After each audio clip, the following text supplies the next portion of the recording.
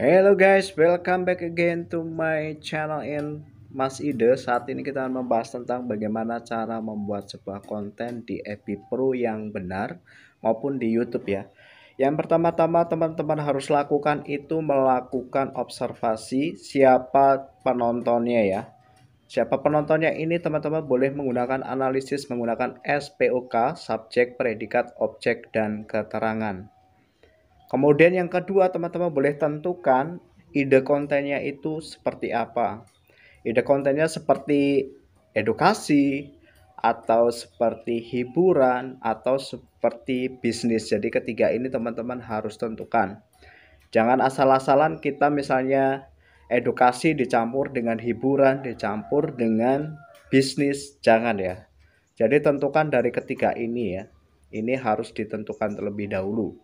Kemudian waktu uploadnya itu juga harus teman-teman perhatikan pada saat orang-orang itu istirahat, dia sering menonton YouTube atau FB Pro, itu juga harus teman-teman pelajari, teman-teman analisis agar ketika kita upload itu sudah banyak penontonnya ya.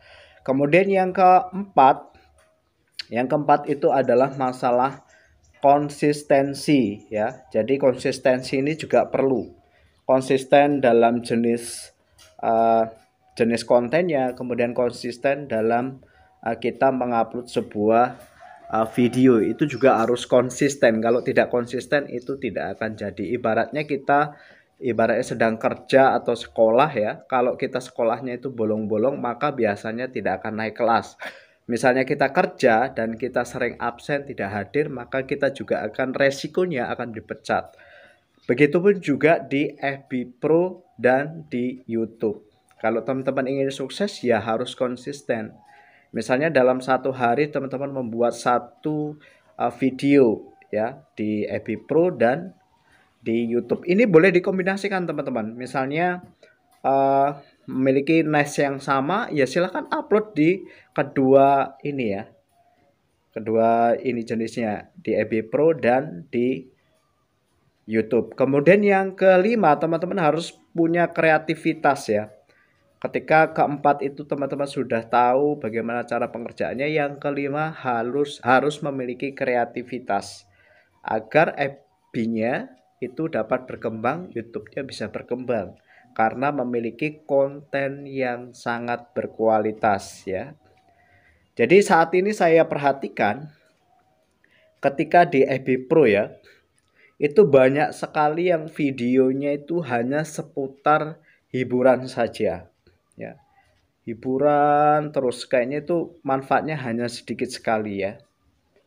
Boleh hiburan tetapi juga harus terstruktur dengan baik ya. Misalnya tentang hiburan traveling, misalnya teman-teman traveling, teman-teman berkunjung di mana, misalnya ziarah di mana ya, itu terus diposting, itu divideokan tempatnya, tempat wisatanya di mana, atau di pantai ini, di pantai itu juga harus terus berkesinambungan ya.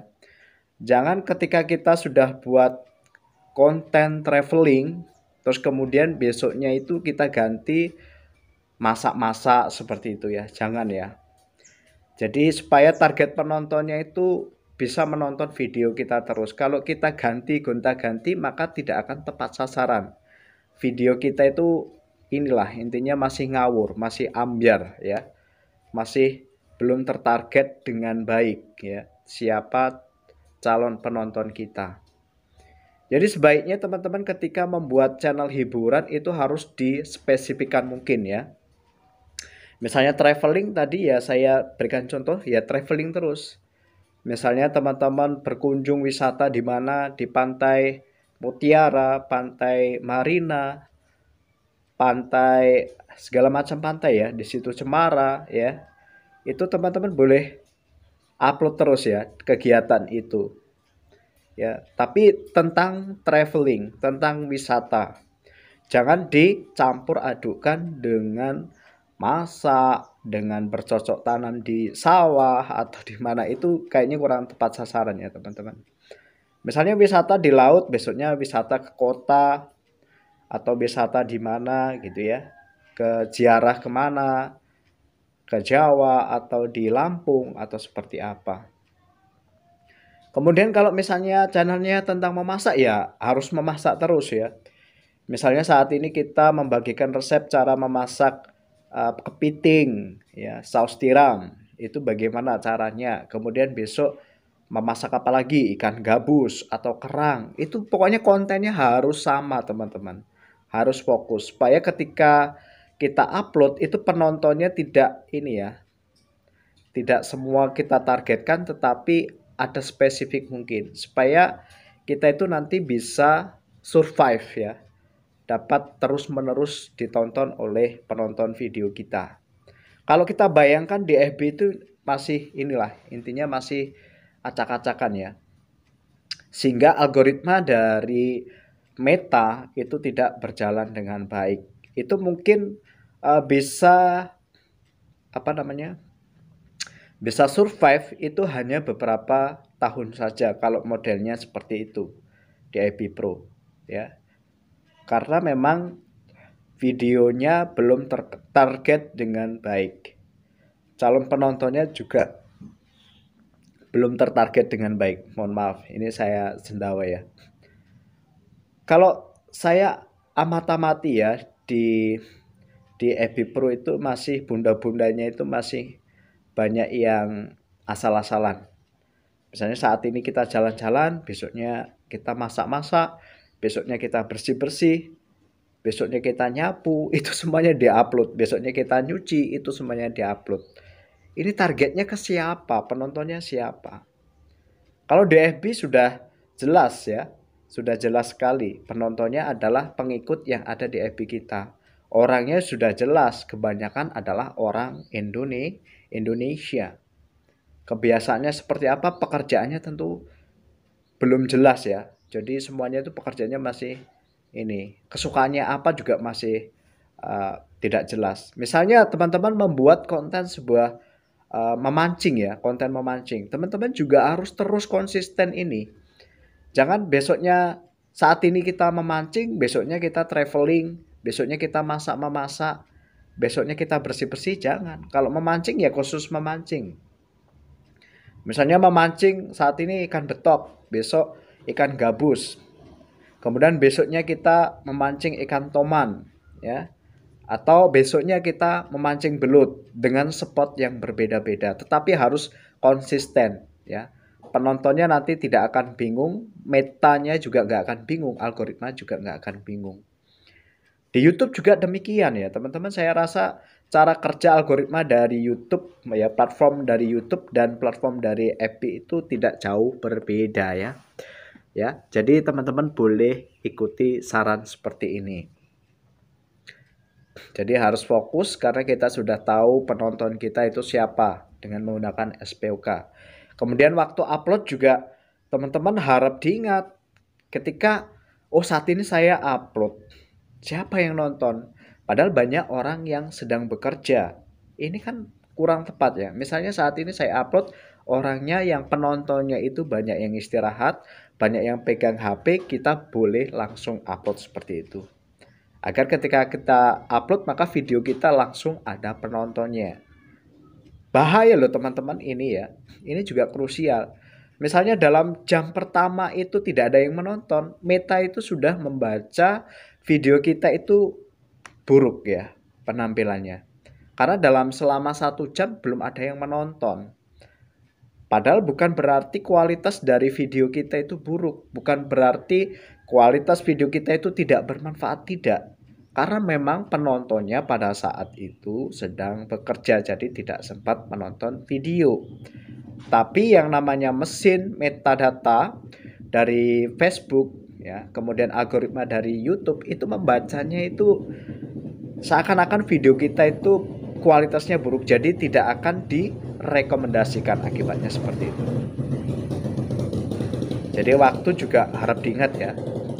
Biasanya waktu jam istirahat, misalnya jam 11:30 itu teman-teman boleh upload sebuah video. Kemudian di sore hari sekitar jam 5 ya, jam 5, jam 7 malam, jam 8 malam Itu banyak orang-orang yang sedang istirahat sambil memegang video. Kemudian subuh itu biasanya habis ibadah atau habis yang lainnya, teman-teman langsung pegang HP, langsung lihat video juga seperti itu.